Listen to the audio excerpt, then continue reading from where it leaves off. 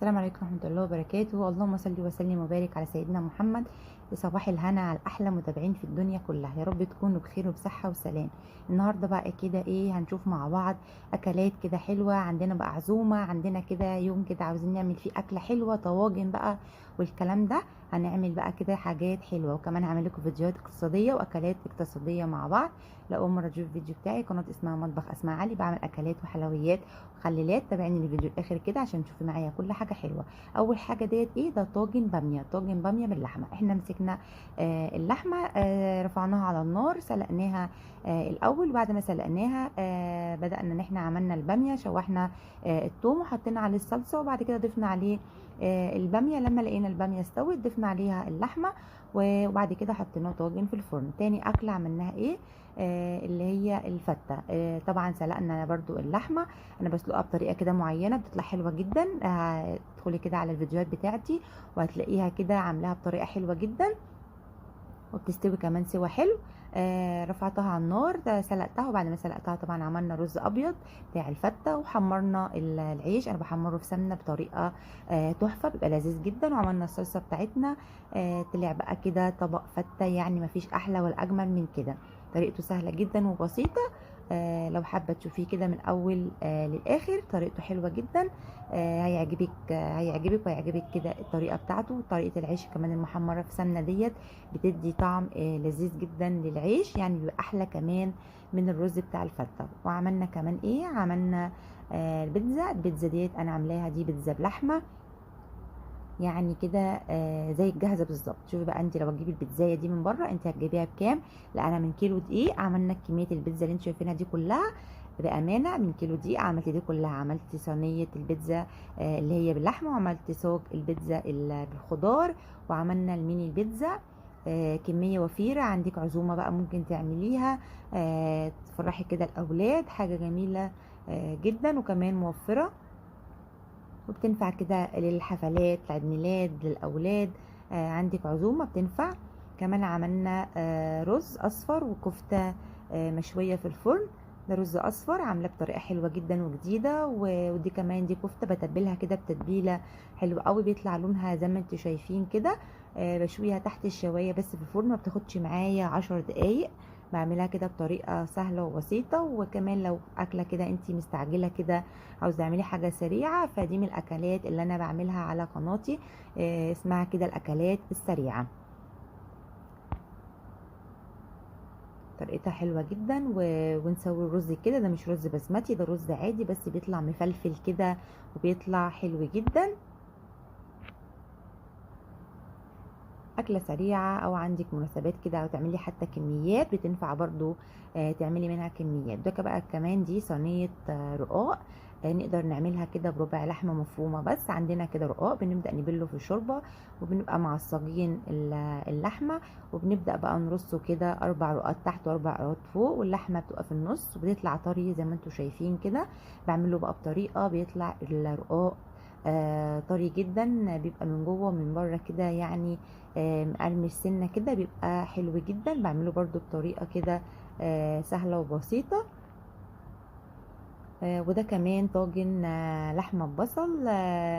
اللحمه بتطلع دايبه بقى، دوب بتطلع بصراحه حاجه كده تحفه، مش احلى ولا اجمل من كده.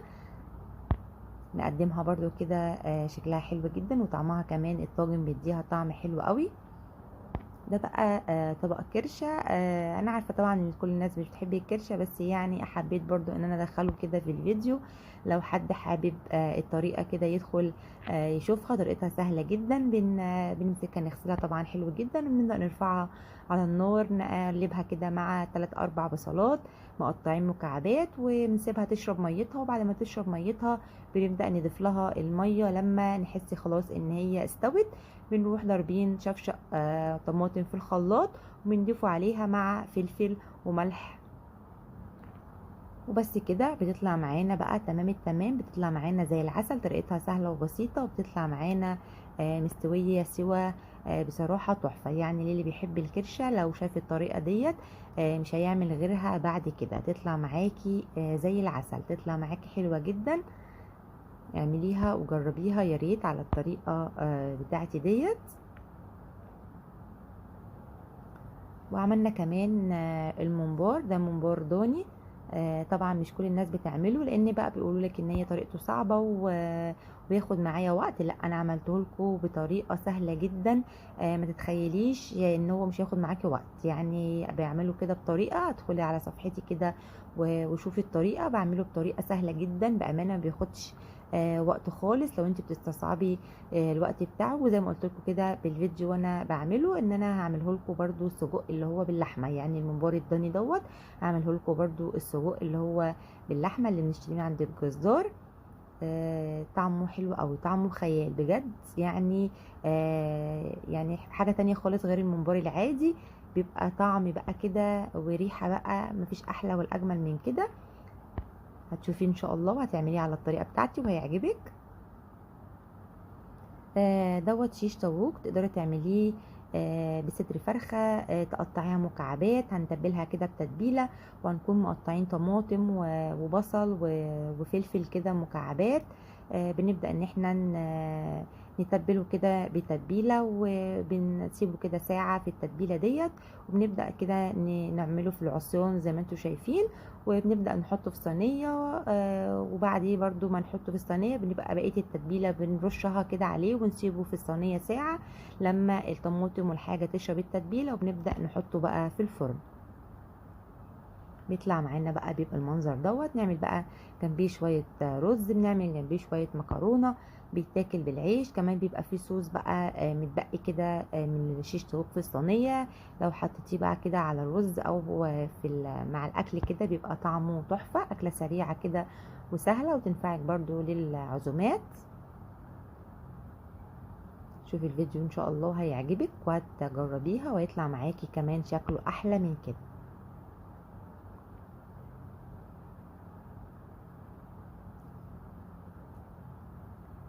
دي كفتة بقى انا بعملها بطريقة كده سهلة وبسيطة. بتبلها كده بتتبيلة، وبجيب بصل ببشره، وبجيب دهنة ببشرها. بتطلع معايا بقى الكفتة كده لون كده جميل زي ما انتم شايفين، زي الكفتة الجاهزة بالظبط. وبشويها تحت الشواية، بتاخدش معانا 10 دقايق. اكلة حلوة وسريعة وتنفعك برضو كده لو عندك ضيوف، منظرها حلو. كمان عملنا شوربة السي فود، عملناها بالكابوريا وبس.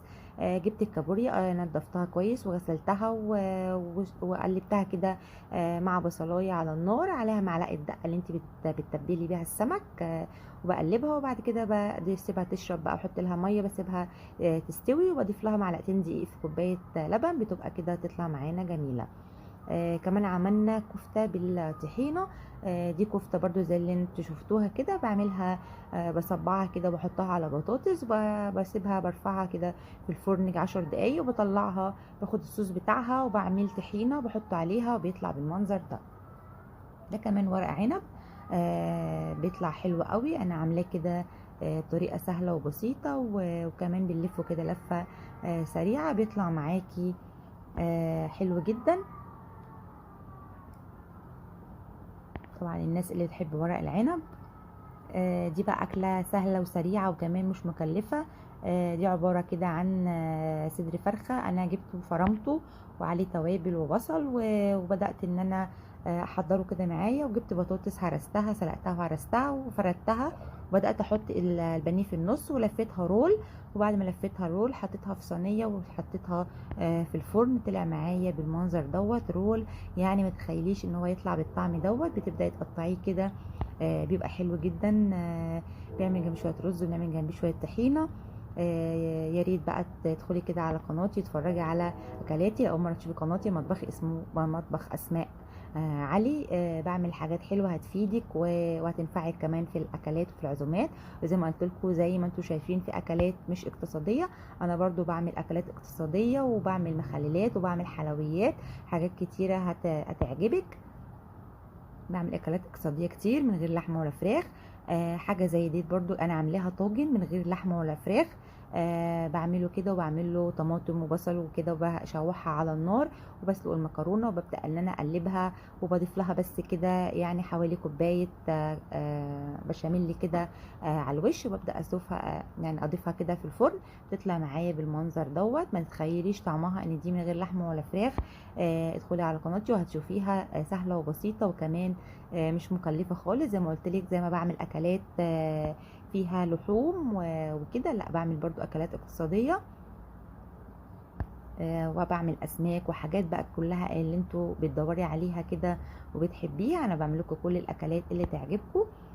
ده سمك اللي هو السنجاري، اللي هو مش مشوي، اللي هو بيسموه بالزيت والليمون، يعني ولا مشوي ولا مقلي، حاجة كده خفيفة على المعدة ومش متعبة خالص. بنجيبه، بنبشر بصل وطماطم وجزر وزيت وليمون ودقة وخل وليمون، وبنبدأ نتبله كده ونزوفه كده في الفرن، بنحطه في صاج وبنرفعه كده في الفرن. ما بياخدش معانا يعني حوالي ربع ساعة، بيطلع معانا بصوا بالمنظر ده، يعني بيبقى مستوي كده سوا جميل جدا. نعمل بقى جنبيه رز اللي هو ببصل بتاع السمك، بيبقى حلو جدا. شوفي الطريقة ديت هتعجبك. سمكية بيطلع معاكي، بنفتحها كده، بفتحها وبتبلها، وبتطلع معاكي بالمنظر دوت، يعني حلوة جدا. ده عصير ليمون بالنعناع. وده بقى حواوشي. انا عملت حواوشي اللي هو الاسكندراني، اللي هو العجينه ميه ودقيق بس وخميره، مش اكتر من كده. عجنتها وحضرت كده لحمه الحواوشي معايا. بعد ما العجينه خمرت ببدا اكورها، وببدا ان انا اعملها كده دوائر صغيره، وبضيف فيها قطعه اللحمه وببططها كده، وببدا ان انا احطها في الفرن. ما بياخدش برضو معانا وقت، وبيطلع معانا طعمه حلو جدا. الحواوشي الاسكندراني بصراحة يعني طعمه غير الحواوشي اللي هو بالعيش، طعمه حلو جدا. اللي هو اللي بنعمله بدقيق دوت وبعجينة بيطلع حلو جدا، طعمه بقى وريحة يعني ما اقولكيش بقى على طعمه وريحته حلوة قوي. اعمليه وجربيه على طريقتي، ان شاء الله هيعجبك.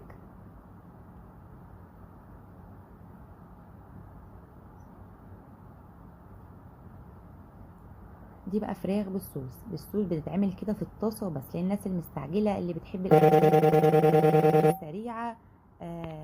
دي كده اكله سريعه كده بنعملها. بنجيب كده بصل، بنقلبه كده في الطاسه، وبنبدا ان احنا نقطع الفراخ، نبدا ان احنا نديها صدمه كده مع في السمنه مع البصل. لما تاخد الصدمه كده وتاخد لون، بنبدا نجيب صلصه ونضيفها عليها، بتطلع بالمنظر ده. دي بقى المكرونه اللي هي المبكبكه.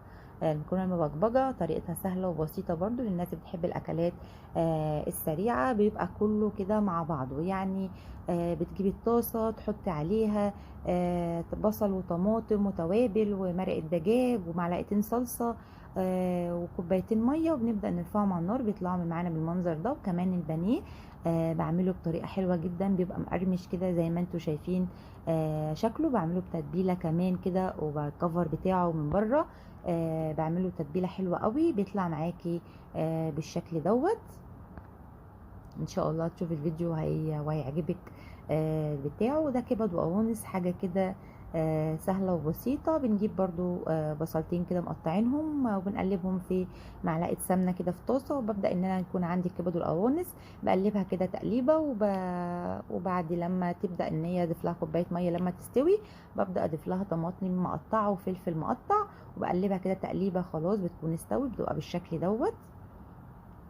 وعملت كمان الفراخ اللي هي في الكيس الحراري، طريقتها سهلة وبسيطة ومش متعبة خالص. بجيب الفرخة بتبلها، وبيكون عندي الكيس الحراري، ببدأ ان انا اضيفها فيها، وبيكون بقى في صينية يعني صينية، لو صينية تيفال او صينية، ببدأ ان انا احط بس شوية مية صغيرين عشان ما تلزقش في الصينية، وببدأ اشوفها كده في الفرن. زي ما انتم شايفين بيطلع منظرها مشوي زي اللي انت بتجيبيها جاهزة كده من محلات، بيطلع منظرها دوت. طريقتها سهلة وبسيطة وحلوة جدا. ده بتنجان مخلل، بتنجان وطماطم وفلفل، نعمل دقة كده حلوة قوي ليه.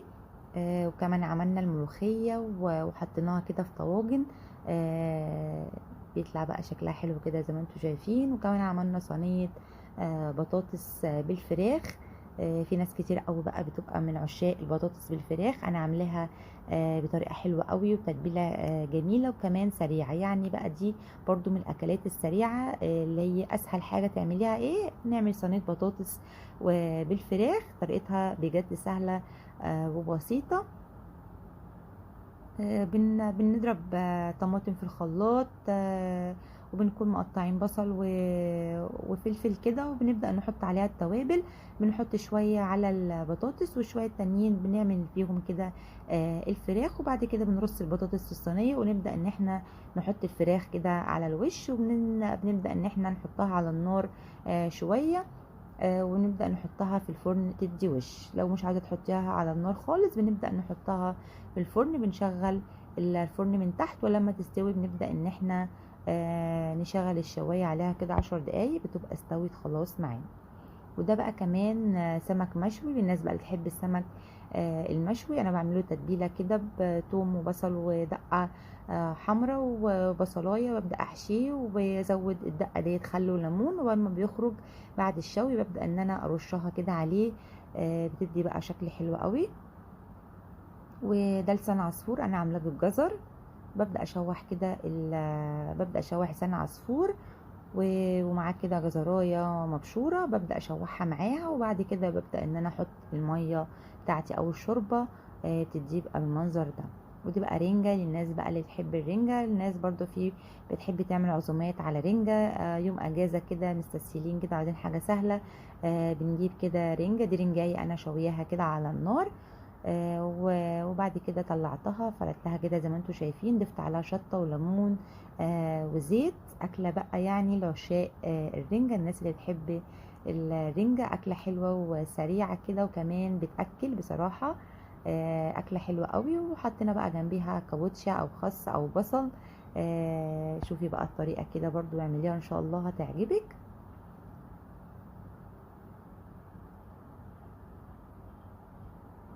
ودي صينية جلاش، دي صينية جلاش بالجبنة عاملاها برضو على قناتي. يا رب يكون الفيديو عجبكم، وفي كمان اكلات حلوه قوي هتعجبك. ادخلي على قناتي وشوفيها، يا رب يكون عجبك. لو عجب الفيديو ما تنسيش في لايك.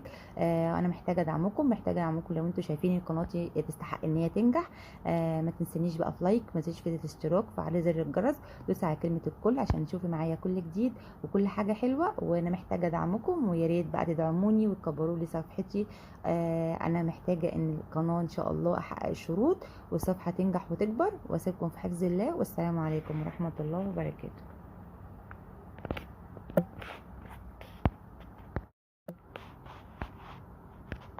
السلام عليكم ورحمه الله وبركاته. اللهم صل وسلم وبارك على سيدنا محمد. صباح الهنا على احلى متابعين في الدنيا كلها، يا رب تكونوا بخير وبصحه وسلام. النهارده بقى كده ايه، هنشوف مع بعض اكلات كده حلوه عندنا.